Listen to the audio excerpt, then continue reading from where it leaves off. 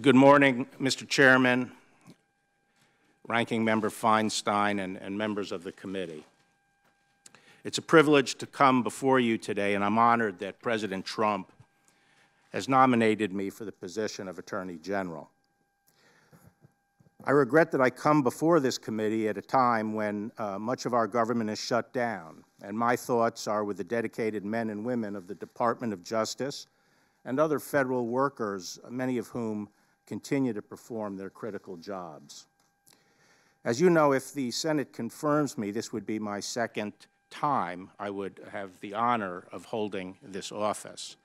During the 4 years I served under President George H.W. Bush, he nominated me for 3 successive positions in the department: the Assistant Attorney General for the Office of Legal Counsel, the Deputy Attorney General, and finally the Attorney General. And this committee unanimously approved me for each of those offices. 27 years ago at my confirmation hearing, I explained that the Office of Attorney General is not like any other cabinet post. It is unique and has a critical role to play under our constitutional system.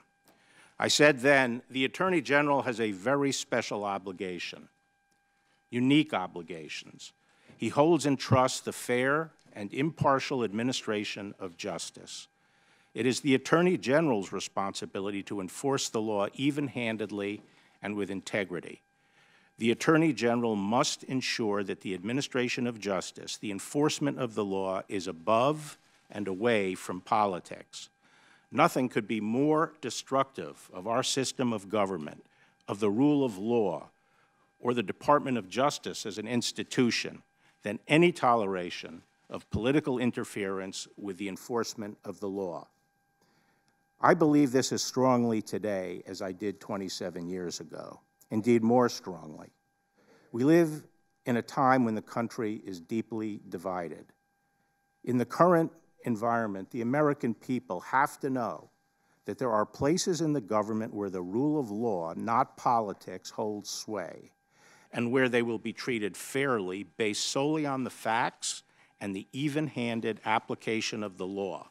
The Department of Justice must be that place. I did not pursue this position, and when my name was first raised, I was reluctant to be considered and indeed proposed a number of alternative candidates. I'm 68 years old, partially retired, and nearing the end of a long legal career. My wife and I were looking forward to a peaceful and cherished time with our daughters and grandchildren.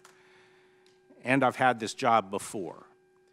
But ultimately, I agreed to serve because I believe strongly in public service. I revere the law. I love the Department of Justice and the dedicated professionals who serve there.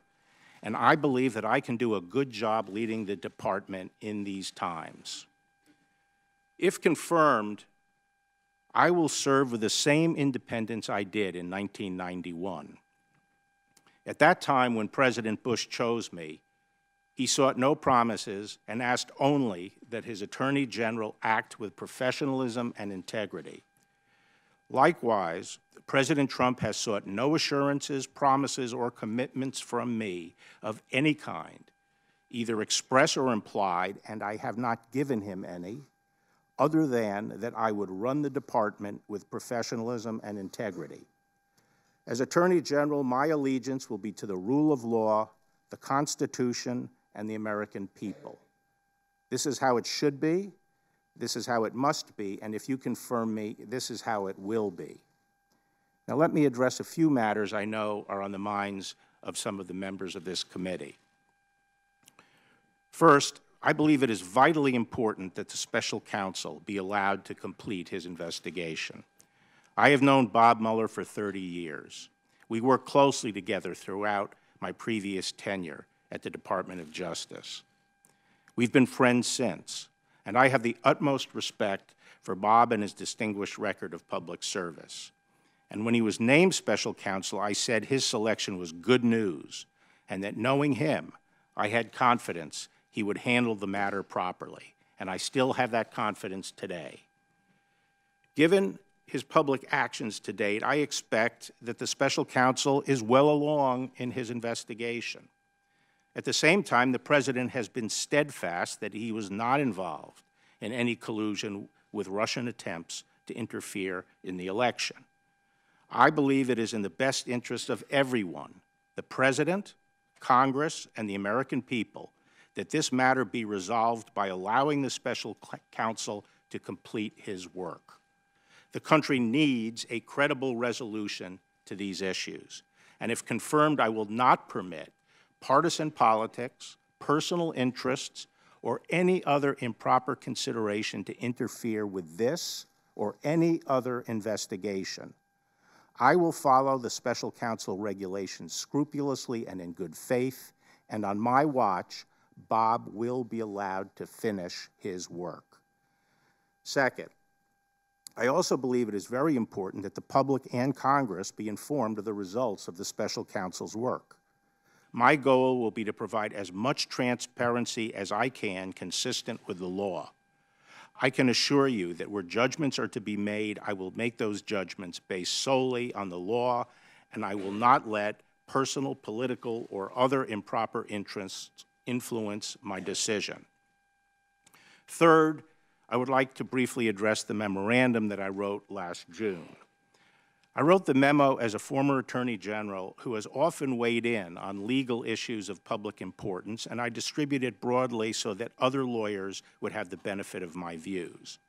My memo was narrow, explaining my thinking on a specific obstruction of justice theory under a single statute that I thought, based on media reports, the special counsel might be considering.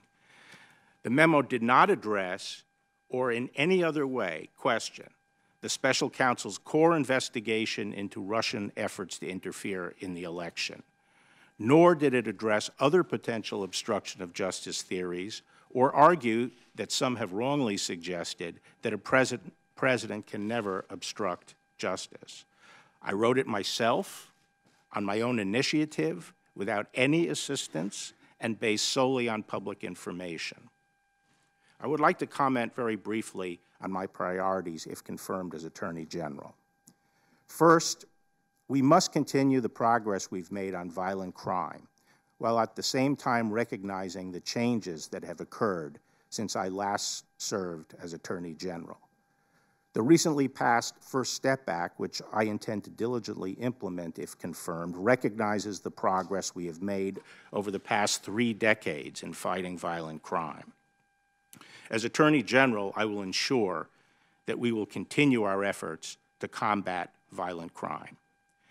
In the past, I was focused on predatory violence, but today I am also concerned about another kind of violence. We can only survive and thrive as a nation if we are mutually tolerant of each other's differences, whether they be differences based on race, ethnicity, religion, sexual orientation, or political thinking. And yet we see some people violently attacking others simply because of their differences. We must have zero tolerance for such crimes, and I will make this a priority as Attorney General if confirmed. Next, the Department will continue to prioritize enforcing and improving our immigration laws. As a nation, we have the most liberal and expansive immigration laws in the world. Legal immigration has historically been a huge benefit to this country. However, as we open our front door and try to admit people in an orderly way, we cannot allow others to flout our legal system by crashing in through the back doors. In order to ensure that our immigration system works properly, we must secure our nation's borders, and we must ensure that our laws allow us to process, hold, and remove those who unlawfully enter.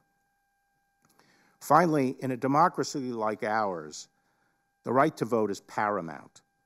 In a period of great political division, one of the foundations of our nation is our enduring commitment to the peaceful transition of power through elections. If confirmed, I will ensure that the full might of our resources are brought to bear against foreign persons who unlawfully interfere in our elections. Fostering confidence in the outcome of elections also means ensuring that the right to vote is fully protected, as well as ensuring the integrity of elections. Let me conclude by making the point that over the long run, the course of justice in this country has more to do with the character of the Department of Justice as an enduring institution than with the tenure of any particular Attorney General. Above all else, if confirmed, I will work diligently to protect the professionalism and integrity of the Department as an institution, and I will strive to leave it and the nation a stronger and better place. Thank you very much for your time today, and I look forward to answering your questions.